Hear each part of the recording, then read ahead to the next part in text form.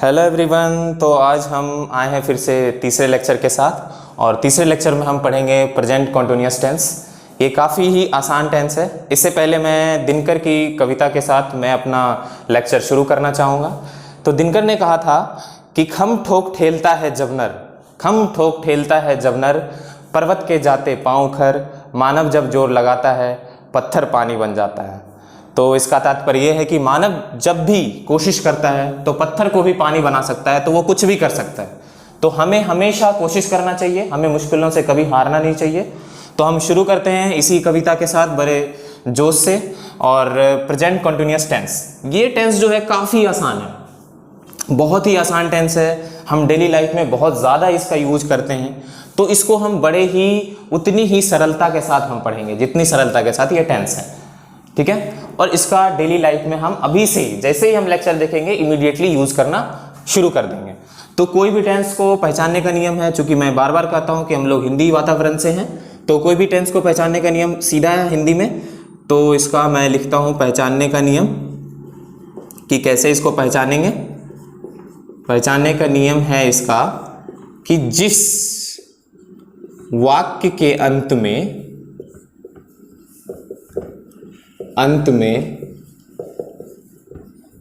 ता है,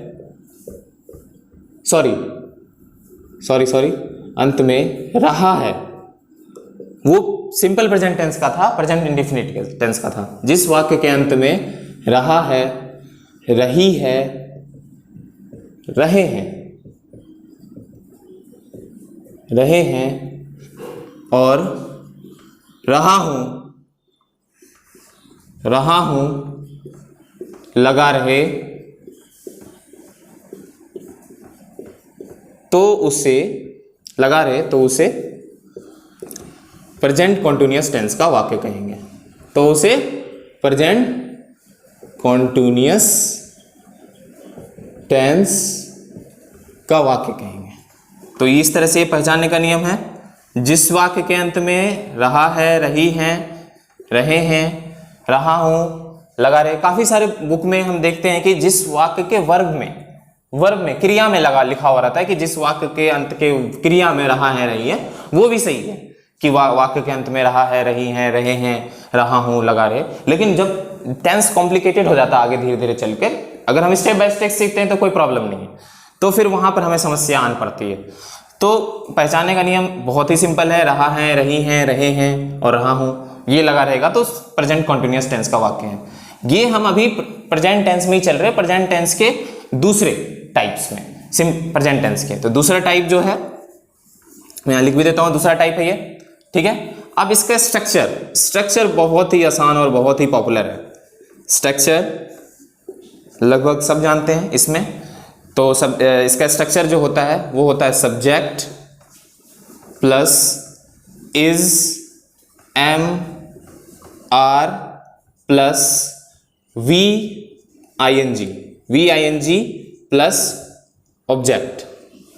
अब यहां पर ये ध्यान देने वाले थे, फुल स्टॉप ध्यान देने वाले बताए, इसे हम V4 भी बोलते हैं, वर्ब का चौथा फॉर्म, ठीक है। जब मैं अगले नेक्स्ट लेक्चर में जब वर्ब बताते रहूंगा तो वर्ब के और अलग अलग टाइप्स भी बताऊंगा, जिससे और क्लियर हो जाएगा V फॉर्म। कभी कभी अगर हम इसे एज ए सब्जेक्ट यूज करेंगे तो ये जीरंड कहलाएगा। तो ये हम आगे के लेक्चर में अभी हम टेंस कर रहे हैं। तो subject is, am, are plus V4 plus object, ये हमारा स्ट्रक्चर है। इस स्ट्रक्चर पे चलेगा। थोड़ा सा हम ये सीख लेते हैं कि इज, एम, आर जो इनिशिएशन है, जो शुरुआत कर रहे हैं जो टेंस की या इंग्लिश पढ़ने की, उसके लिए कि इज, एम, आर हम कहां लगाते हैं। तो उसके लिए यहां पे मैं साइड में बता देता हूं, सिंगुलर, प्लुरल, इससे आप अवगत होंगे, फर्स्ट लेक्चर में भी मैंने इस पे बताया था। तो फर्स्ट पर्सन, सेकेंड पर्सन और थर्ड पर्सन। तो इसका हो जाएगा आई, प्लुरल हो गया वी, इसका हो गया यू, इसका हो गया यू, और ही, शी, इट, और सिंगल, नेम और दे और डबल नेम। ये आपका सब्जेक्ट यूज होता है ये सारे मेनली जब हम ये करा रहे हैं। अब इसमें देखते हैं कि आई के साथ जो है लग जाएगा एम, आई के साथ लग गया एम, वी के साथ लग गया आपका आर, यू के साथ आर, इस यू के साथ भी आर, ही शी इट और सिंगल नेम के साथ एज, और दे और डबल नेम के साथ आर। तो ये बड़ा ही आसान है, किसके किसके साथ हम यूज करेंगे। ये हेल्पिंग वर्ब कहलाता है, ये हेल्पिंग वर्ब कहलाता है, वास्तव में ये हेल्पिंग वर्ब कहलाता है कि इज एम आर का जो है उपयोग हम यूज किसके किसके साथ कर रहे हैं। ये यहां पे साइड में भी आसान से, ठीक है। अब हम इसके कुछ उदाहरण ले लेते हैं, हिंदी में उदाहरण लेते हैं कि हिंदी में एग्जाम्पल हमने कुछ लिया, तो हिंदी में एक एग्जाम्पल ले लेते हैं बड़ा आसान सा। हम लोग घर जा रहे हैं, हमने ये उदाहरण लिया, हम लोग घर जा रहे हैं। तो इसके वाक्य के अंत में हम देख रहे हैं कि रहे हैं लगा हुआ है, इसके वाक्य के अंत में कि रहे हैं लिखा हुआ है। तो इसका जो ये सबसे पहले हम इसको जानेंगे कैसे, यहाँ पे थोड़ा सा और अच्छे समझते हैं कि जब भी हम कोई भी हिंदी में सेंटेंस बोलते हैं तो उसको जानेंगे कैसे कि वो किस टेंस का वाक्य है। तो मैंने बताया है कि पहचानने का नियम है कि जिस वाक्य के अंत में रहा है, रही है, रहे हैं और रहा हूं लगा रहे, तो वो वाक्य प्रेजेंट कंटीन्यूअस टेंस का वाक्य होगा। अब उस वाक्य में हमें उसका स्ट्रक्चर पर ध्यान देना है। उसके स्ट्रक्चर कैसे है, तो उसका स्ट्रक्चर है subject is am are plus V4 plus object, subject is am are plus V4 plus object. तो ये इसका हमारा स्ट्रक्चर हो गया। अब इसको हम कन्वर्ट करेंगे, ट्रांसलेट करेंगे कि हम लोग घर जा रहे हैं का इंग्लिश क्या होगा।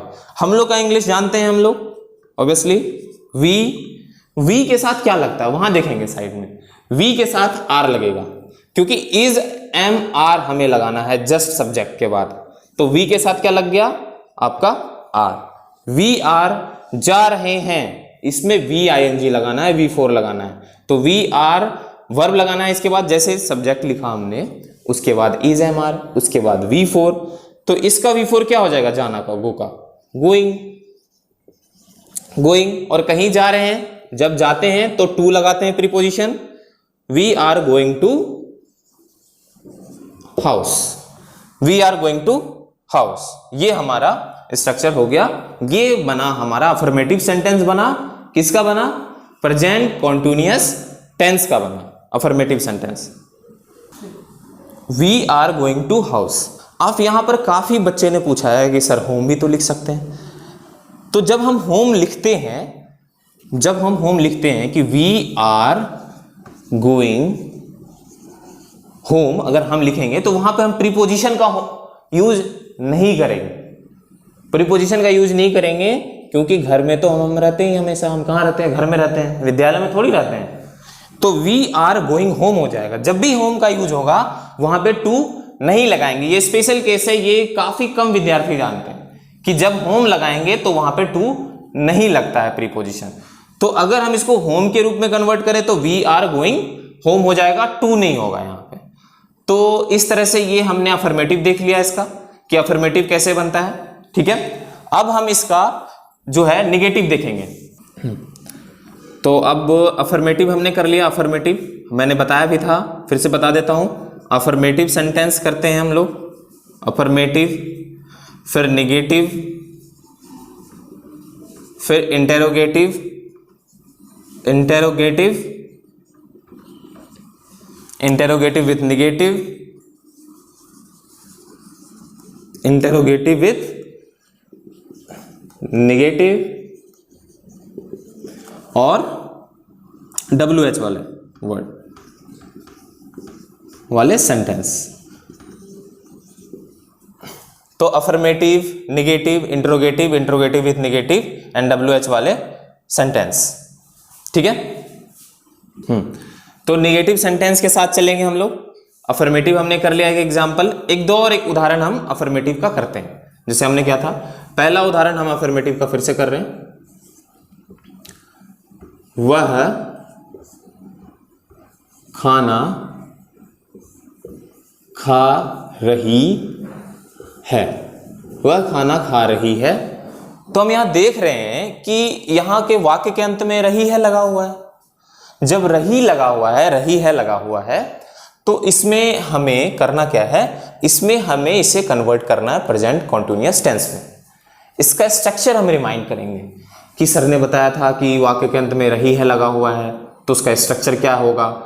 तो स्ट्रक्चर तो है, थोड़ा सा रिमाइंड कर लेते हैं। Subject plus is am are plus V4 plus object, ये सर ने स्ट्रक्चर बताया था हमें। तो इसको हम तुरंत कन्वर्ट कर लेंगे। क्यों? क्योंकि हम लोग जान रहे हैं कि वह खाना खा रही है में सब्जेक्ट कौन है, वह है, तो यहां सब्जेक्ट हो जाएगा शी।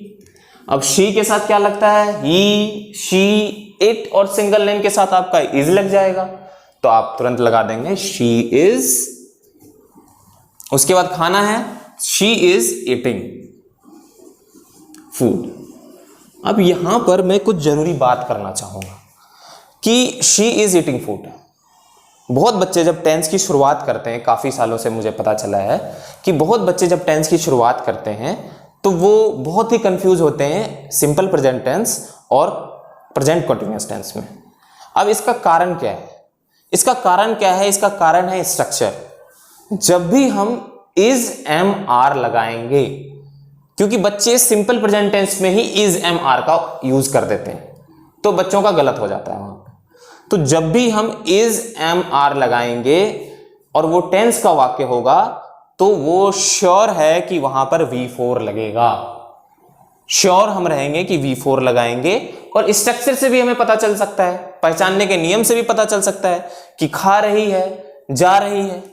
अब इसीलिए यहां पर मैं कुछ और एक्स्ट्रा आपको आज बताना चाहूंगा, जो नए मॉडर्न इंग्लिश ट्रांसलेशन में आया है निकल के। वो है कि प्रेजेंट कंटिन्यूअस टेंस को हम दूसरा नाम हम देते हैं present imperfect tense. Imperfect tense. और इसका तीसरा नाम भी है, इसका तीसरा नाम है प्रेजेंट प्रोग्रेसिव टेंस। इसका तीसरा नाम भी है प्रेजेंट प्रोग्रेसिव टेंस। अब हमेशा याद रखना, स्कूल में भी बच्चे होते हैं, उनके है ना, उनके काम के अनुसार उनका नामांकन कर देते हैं। बहुत को टीचर भी उनका नामांकन कर देते हैं, घर में भी उनका नाम उसके काम के अनुसार ही होता है। बहुत बार हमने देखा है, जो निकनेम खासकर होता है। तो इसमें भी, इस टेंस में भी इसके काम के अनुसार ही इसका नाम पड़ा है। तो ये और अच्छी बात है हमें समझने के लिए कि अगर हमने हिंदी में कोई सेंटेंस सोचा अपने दिमाग में, या हमने किसी से सुना, या हमने पढ़ा, तो हम इजीली रिकॉग्नाइज कर सकते हैं कि वो क्या बोलने की कोशिश कर रहा है। टेंस को है महज एक स्ट्रक्चर और पहचानने के नियम तक सीमित मत रखना है, नहीं रखना है कि स्ट्रक्चर हम सीख लिए, वर्ब के यूजेस सीख लिए तो हमें टेंस आ गया। नहीं, हमें इसको फील भी लेना है। इसका फील कैसे आएगा? इसकी फीलिंग आएगी आपको सेंटेंस के बारे में सोचकर। अब जैसे ही कोई बोल रहा है कि वह खाना खा रही है, या हम लोग घर जा रहे हैं, इसका सीधा मतलब यह होता है कि हमारा काम अभी अधूरा है, काम अभी कंप्लीट नहीं हुआ है। जब हमारा काम ही कंप्लीट नहीं हुआ है, तभी तो वो कहलाया प्रेजेंट इम्परफेक्ट टेंस। हमारा काम परफेक्ट है ही नहीं, वो काम कंटिन्यू चल रहा है, तभी कहलाया कंटिन्यूअस टेंस। और वो काम प्रोग्रेस में है, तभी यह कहलाया प्रेजेंट प्रोग्रेसिव टेंस। तो इस टेंस के 3 नाम इसीलिए पड़े, मॉडर्न में पहले नहीं थे। पहले नाम इम्परफेक्ट और प्रोग्रेसिव जल्दी नहीं मिलता है हमें, प्रेजेंट कंटिन्यूअस टेंस ही मिलता है, क्योंकि काम कंटिन्यू चल रहा था इसमें। लेकिन प्रेजेंट इम्परफेक्ट टेंस भी इसका नाम पड़ा है, और प्रेजेंट कंटिन्यूअस टेंस और प्रेजेंट प्रोग्रेसिव टेंस। क्यों? क्योंकि हमें फील लेना है। फील कैसे लेना है, इसके स्ट्रक्चर हम सीख लेंगे। बहुत सारे स्ट्रक्चर हैं, बहुत सारे स्ट्रक्चर हैं, करीब करीब मेरे ख्याल से टोटल 60 स्ट्रक्चर हो जाते हैं। तो 60 स्ट्रक्चर को अटेम्प्टली विद इन 6 सेकेंड में याद रखना तो पॉसिबल है नहीं। तो कैसे इसको याद कैसे करें? इसको याद करने की जरूरत ही नहीं है आपको, इसको आपको समझना है। सामने वाले ने अगर कुछ पूछ दिया तो उसके सेंस पे जाना है कि उसने, किसी ने पूछा कि चलो बताओ बेटे कि वह खाना खा रही है, इसका बनाना है कन्वर्ट। तो अब हम याद करने लगेंगे कि वह खाना खा रही है, क्या होगा स्ट्रक्चर, नहीं, ऐसा नहीं करना है। हमें याद करना है इसके सेंस पे, वह खाना खा रही है, इसका मतलब क्या कि ये वाक्य तो कंप्लीट नहीं हुआ है, इसका मतलब ये प्रोग्रेसिव टेंस में है। खा रही है, खा रही थी नहीं है, मतलब ये प्रेजेंट प्रोग्रेसिव टेंस का वाक्य है। हमारे दिमाग में तुरंत आ जाएगा कि she is eating food, easy तरीके से। तो हमें टेंस के फील को समझना है, तो इस तरह से हमारा वाक्य इजीली ट्रांसलेट हो जाए। हमें ज्यादा मेहनत नहीं करनी पड़ेगी, याद करने की भी जरूरत नहीं है, ठीक है। दूसरा, अगर हम अफर्मेटिव का एग्जांपल ले, तो तुम पढ़ने जा रहे हो। अब ये मैंने थोड़ा अलग लिया एग्जांपल, थोड़ा अलग इसलिए लिया क्योंकि इसमें दो वर्ब है। एक बात और है कि कंटिन्यूअस टेंस ऐसा टेंस है कि इसमें लगभग 10 से 20% आप इंग्लिश इंट्रो या इंग्लिश बोलने की जो आर्ट है वो आप कर सकते हो।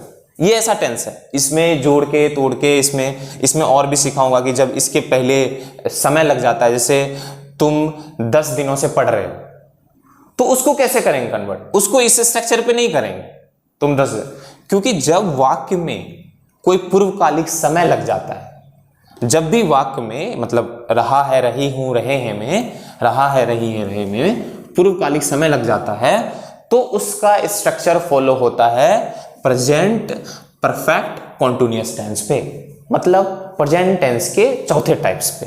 तो जब हम चौथा टाइप्स करेंगे तब हम ध्यान से सीखेंगे उसे, अभी तो हम दूसरे टाइप पे हैं। तो तुम पढ़ने जा रहे हो, तो इसका सीधा हो जाएगा तुम, तो सब्जेक्ट यू हो गया, यू के साथ क्या लगता है, आर, तो यू आर हो गया। यू आर गोइंग, जा रहे हो, यू आर गोइंग पढ़ने, टू रीड। रीड और स्टडी में भी काफी बच्चे कंफ्यूज होते हैं कि रीड लिखें सर या स्टडी लिखें सर। तो रीड और स्टडी में बस लिटिल बिट डिफरेंस है कि रीड जब हम थोड़े समय के लिए पढ़ रहे हैं, 2 मिनट के लिए पढ़ रहे हैं, कोई कागज पढ़ रहे हैं, कोई समाचार पढ़ रहे हैं 2 मिनट के लिए, तो रीड। जब हम लंबे ड्यूरेशन के लिए पढ़ेंगे तब स्टडी। जब हम 2 घंटे के लिए पढ़ रहे हो, 3 घंटे के लिए पढ़ रहे हो, या कुछ भी, जैसे हम I study in class 10th 12th, जो भी जिस क्लास में आप पढ़ रहे हो, तो वहां पे स्टडी यूज कर देंगे। वहां पे रीड भी गलत नहीं है, वहां पे रीड भी गलत नहीं है, लेकिन स्टडी और रीड में बस थोड़ा सा डिफरेंस है। बाकी आप दोनों को एज इट इज जैसे भी यूज करना चाहो यूज कर सकते हो। तो you are going to read, ये आपका हो गया सेंटेंस, इसमें 2 वर्ब भी आ गए हमारे, ठीक है। तो इस तरह से हम इसका अफर्मेटिव सेंटेंस आज देख लिया हमने। अब इसके निगेटिव सेंटेंस पे जाते हैं। निगेटिव सेंटेंस का भी काफी आसान है, बस कुछ नहीं होगा। निगेटिव में पहले स्ट्रक्चर देख लेंगे हम, स्ट्रक्चर निगेटिव का,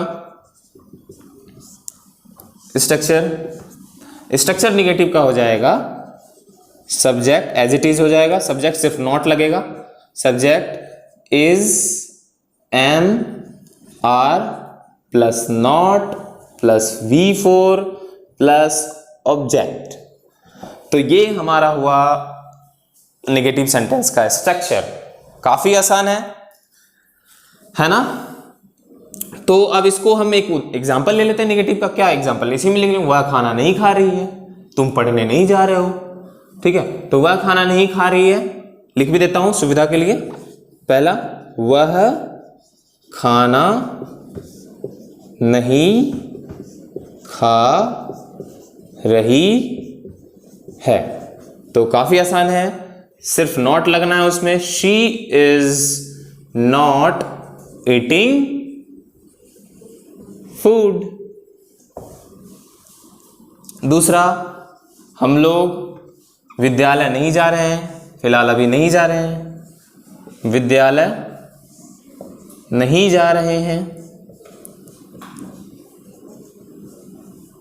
क्या हो जाएगा, हम लोग, इसमें सब्जेक्ट क्या है, सब्जेक्ट है बच्चों वी, तो आपका हो गया वी के साथ क्या लगता है, आर, वी आर नॉट, क्योंकि नेगेटिव है तो नॉट लिखना जरूरी है। We are not going to school. सब बच्चे खुश हो गए कि अच्छा है नहीं जा रहे हैं। ठीक है,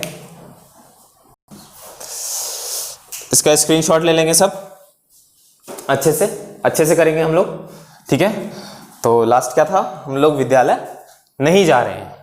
तो हम लोग विद्यालय नहीं जा रहे हैं, काफ़ी खुश हो गए तुम लोग, खुश तो हो गए बहुत तुम आज, हम लोग विद्यालय नहीं जा रहे हैं सेंटेंस बनाकर। तो we are not going to school. ठीक है, तो निगेटिव भी देख लिया हमने, निगेटिव सेंटेंस हम लोग विद्यालय नहीं जा रहे हैं। एक आध और एग्जाम्पल ले लेते हैं। तीसरा, तुम नहीं पढ़ रहे हो। तुम नहीं पढ़ रहे हो, आप बार बार ये मत बोलना कि सर आप बार बार ऐसा एग्जाम्पल क्यों लेते, नहीं, तुम लोग पढ़ रहे हो, तुम लोग पढ़ रहे हो भाई। मैंने तो सिर्फ उदाहरण लिया है कि तुम नहीं पढ़ रहे हो या तुम लोग नहीं पढ़ रहे हो, बात एक ही है। इसका सब्जेक्ट हो जाएगा यू, ऑब्वियसली बात है यू के साथ क्या लगाते हैं, आर।